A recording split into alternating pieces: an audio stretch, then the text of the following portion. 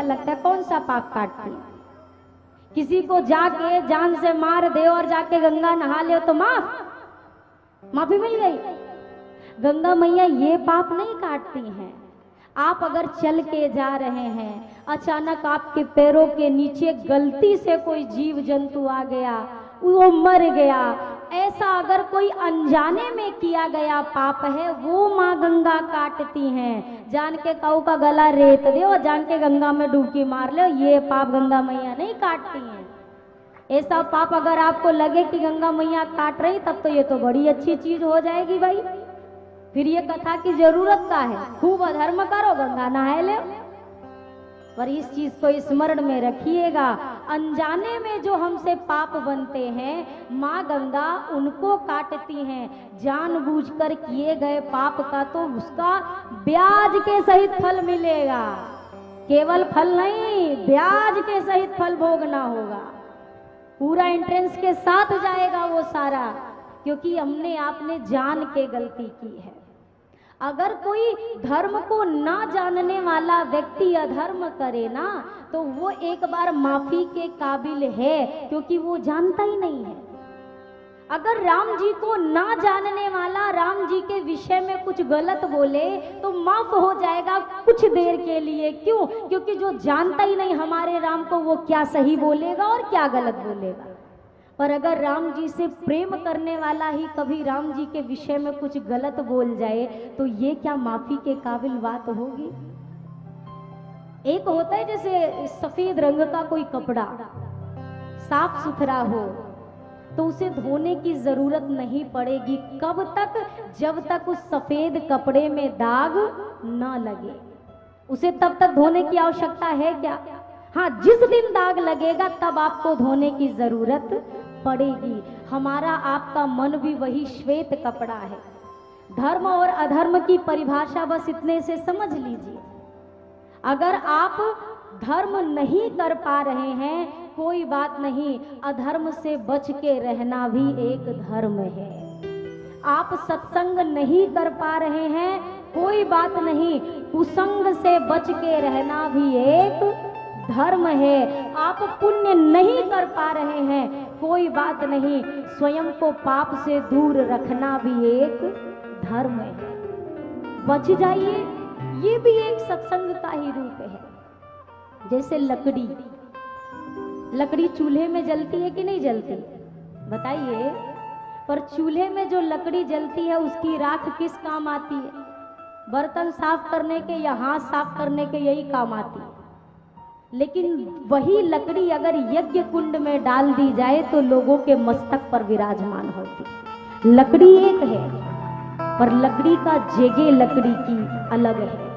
अब ये तन आपको मिला है, इस तन को आप मंदिर में बिठा रहे हैं कि मदिरालय में बिठा रहे हैं, ये आपके ऊपर निर्भर करता है। जैसी जगह में बैठेंगे वैसा ही रंग चढ़ेगा। अगर चूल्हे की जो लकड़ी है ना, अगर चूल्हे में डालेंगे तो बस वो राख के काम आएगी और उसके बाद उसका कोई उपयोगिता उसकी नहीं है। पर अगर यज्ञ मंडप में वो लकड़ी पहुंच गई तो धन्य हो जाएगी, क्योंकि वह स्वयं तो जल जाएगी लेकिन ना जाने कितने के पापों को जला डालेगी। ये वही लकड़ी है। तो इस तन का काम भी कुछ ऐसा ही है, इसको सही जगह पे ले जाया जाए, सही जगह पे इसकी उपयोगिता हो। नारद जी ने श्राप दिया था। क्यों श्राप दिया? श्री नारद जी महाराज ने, भगवान शिव ने मैया पार्वती से कहा, नारद श्राप दीन एक बारा, कलप एक तिह लगी अवतारा। नारद श्राप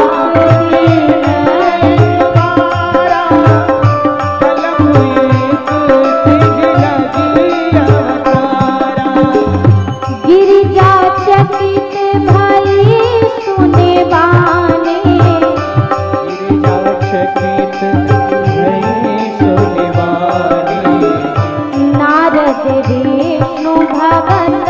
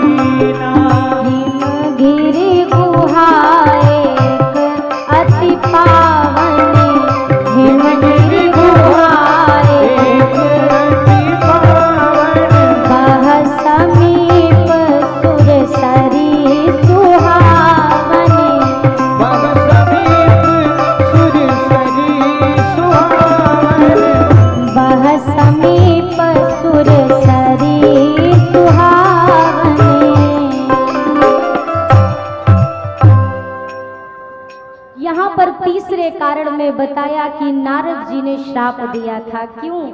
नारद जी एक बार तपस्या करने बैठे। यद्यपि नारद जी को दक्ष राजा का श्राप है कि वो एक जगह टिक नहीं सकते, फिर भी आज प्रभु की कृपा से नारद जी की अखंड समाधि लग गई। अखंड समाधि जब लगी, श्री नारद जी महाराज अब जब समाधि में बैठे, देवराज इंद्र ने कामदेव को भेजा। कामदेव आए, समाधि भंग करने का बहुत प्रयास किया, पर कामदेव नारद जी की समाधि ना खुलवा पाए। अब कामदेव ने हाथ में फूलों की माला ली और नारद जी की प्रशंसा करते हुए पहुंचे। अरे नारद जी, आपकी साधना तो इतनी उच्च कोटि की है कि मैं कामदेव इतने प्रयास के बाद भी आपकी आंखें तक ना खुलवा सका। नारद जी ने कामदेव के प्रयास से तो नेत्र नहीं खोले थे, पर प्रशंसा के 4 बोल सुने और आंखें खोल ली। जब जीवन में आपको वाहवाही ज्यादा मिलने लगे, वाह वाह वाह वाह किसको अच्छी नहीं लगती? अच्छी लगती है कि नहीं लगती? जोर से बोलिए। आपकी कोई वाह वाह करे तो कैसा लगता है? कैसा लगता है? अच्छा लगता है। अच्छा, वाह का उल्टा करिए।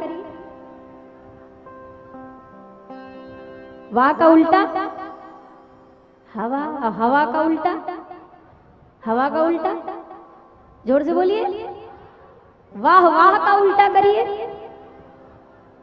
और हवा हवा का उल्टा करिए। तो अब जब ज्यादा तारीफ हो जाए तो ज्यादा शरीर से चिपकाइयो मत, यही समझ लियो कि सब हवा है और एक जैसी हवा हमेशा रहती।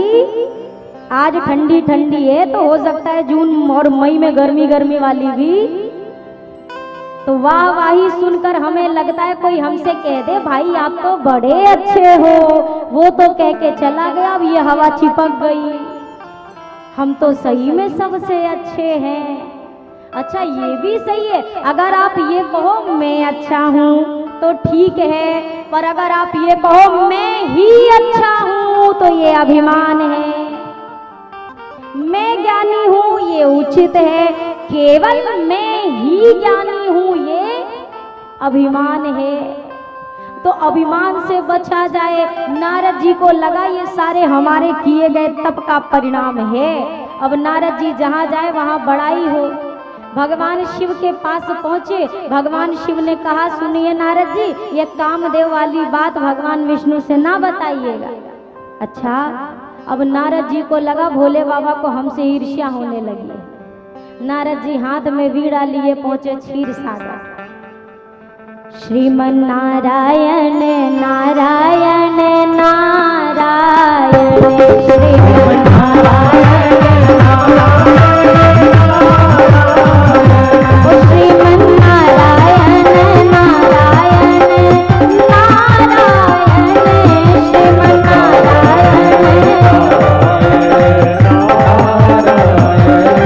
जितने भाव से कीर्तन करेंगे ना, राम जी का जन्म मुक्ति जल्दी कराऊंगी नहीं, 6 बजे तक बिठा के रखूंगी। हाँ, जाने भी नहीं दूंगी और जन्म भी नहीं कराऊंगी, दोनों बात है। ओ श्रीमन नारायण नारायण नारायण ओ श्रीमन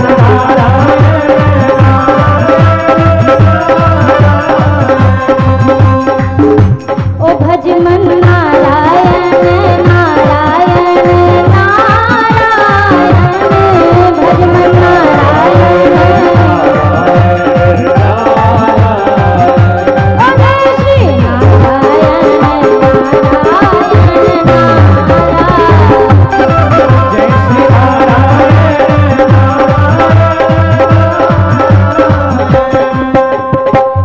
एक बार कर थल पर भी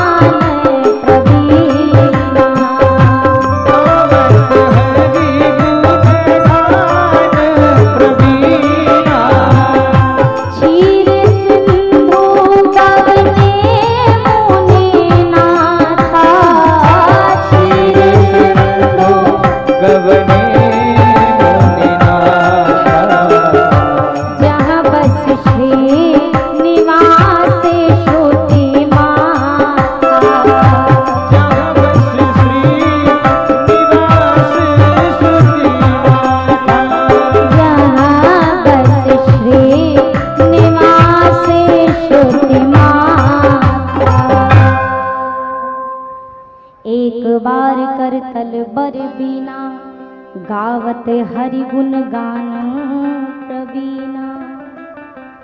एक बार श्री नारद जी महाराज क्षीर सागर पहुंचे। जब भगवान विष्णु के धाम पहुंचे, भेंट हुई, नारद जी महाराज ने पूरी काम कथा सुनाई। भेज दे।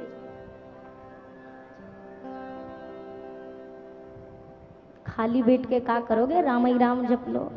हरे रामा रामा राम सीता राम राम राम, हरे रामा रामा राम सीता सीता राम राम राम राधा राम राम राम।